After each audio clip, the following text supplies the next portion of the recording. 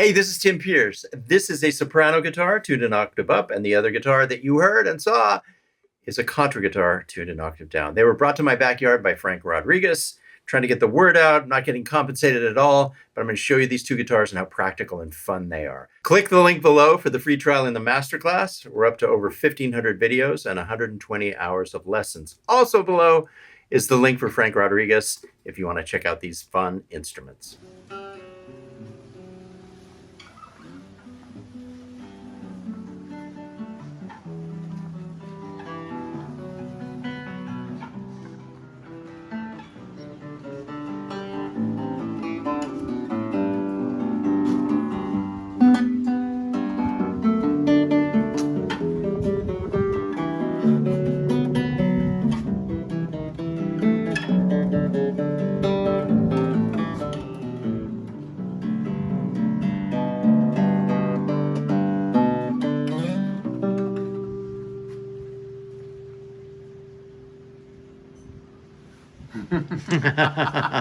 This is really convenient for guitarists because it's tuned just an octave up from a guitar. And that means no transposing. You can just go right to work. This is E minor, this is G, this is A, and this is D. Just like your guitar. So you don't have to think about it.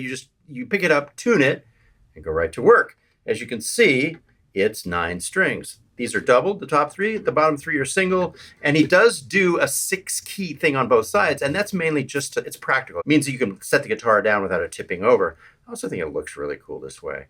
It's got a really wide neck, so it's easy for my fat sausage fingers to get around on. And the block of wood, this is carved and then hollowed out. So it's one piece of wood, this shell.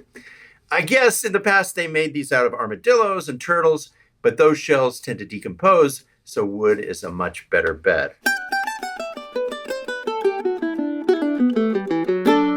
It's really easy to play. Plays very in tune. Projects really well. And I really like Frank. I like these people. I like meeting and knowing these people that bring these instruments to the world. Now he designs this, it's his concept, and then it's made in South America. I just feel lucky to know these people who try these great ideas and bring them to us.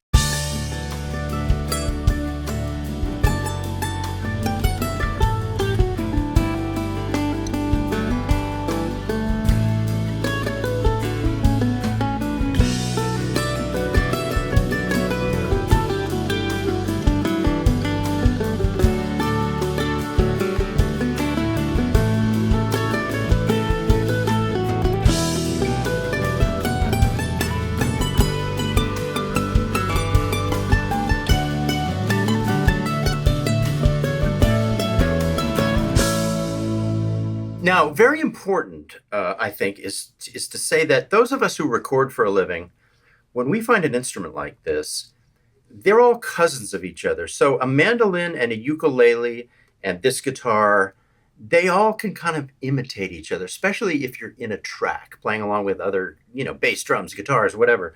So the thing is not to have a preconceived notion about what it's called or where it came from. You just listen to the sound and you think, if somebody asks for a mandolin, you could just say nothing, keep your lips sealed, pick this thing up and go.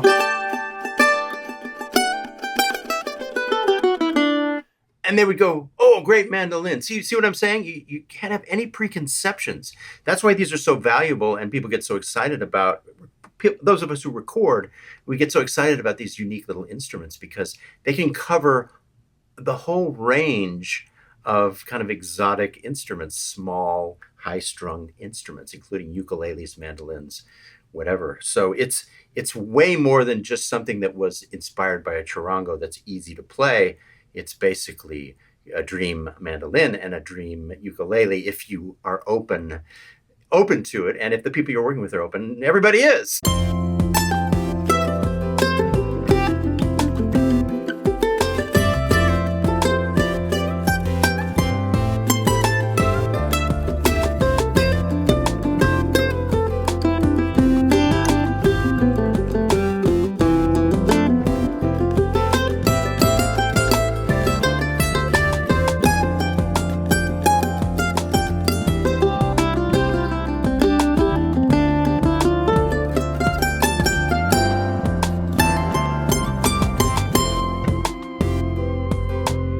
want to talk about recording this. So once again, I generally go, with acoustic guitars, I go to the 12th fret. And on a guitar like this, you can pretty much go anywhere because it's not woofy or boomy. So you can do it while you have the headphones on, you just move it around, suit it to whatever your taste is.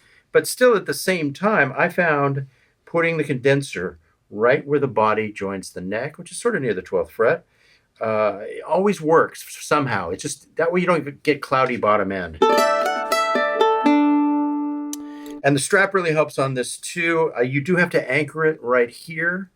And you kind of have to keep it balanced, but it's so light that it's easy to do. This is a Schoeps CMC5U. It's a mic they don't make anymore. Schoeps makes mics, but this one was recommended by a couple of engineer producers. It's really kind of creamy sounding. However, a lot of times I just use a KM184. There's lots of really good little pencil mics that would get a good sound on this. So don't sweat the microphone, but find one that works for you and aim it, generally right here. But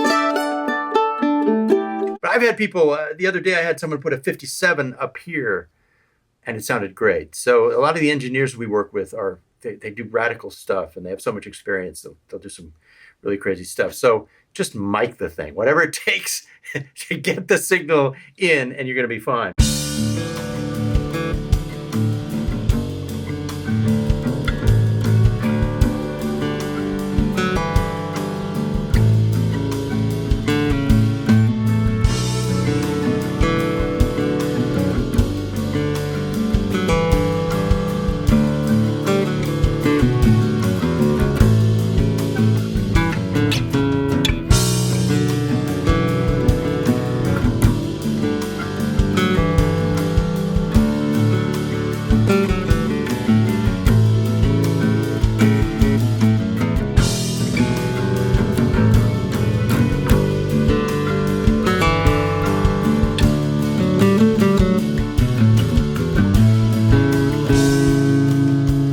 So here's Frank's Contra guitar. And this particular model is his least expensive model. There's 2 or 3 others that you can look at.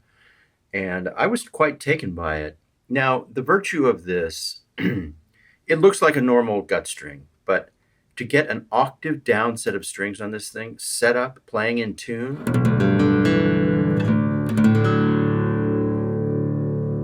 that's a lot of work and a lot of ingenuity. And these strings are really balanced, and I'm sure it took him a long time to figure out exactly what strings to use and what the tension should be.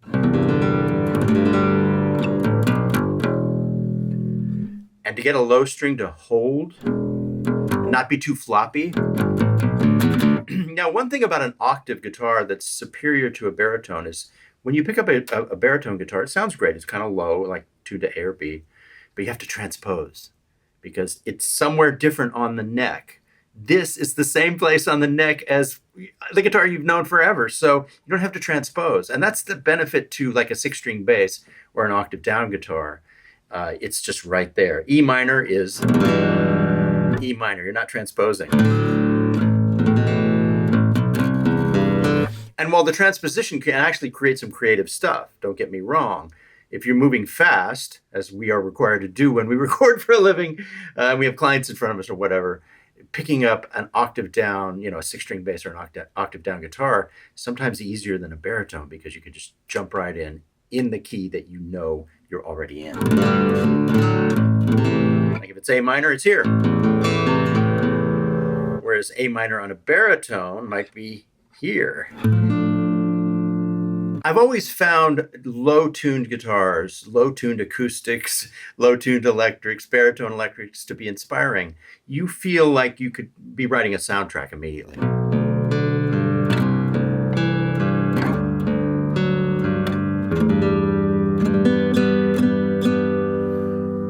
Even simple things sound more grand.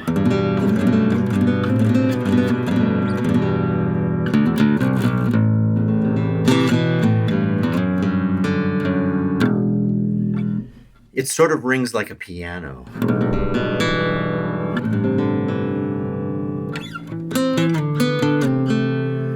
And with some reverb on it, oh yeah. Like I say, you feel like it rings like a piano.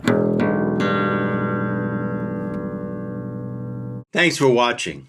If you haven't subscribed yet, please hit the subscribe button and ring the bell. If you are a subscriber, please ring the bell.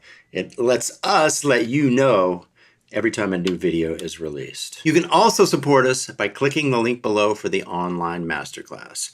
As I always say, we're up to over 100 hours of lessons and content, over 1,000 videos. There's a 14-day free trial. Take your time, take a long look. We'd love to have you join us.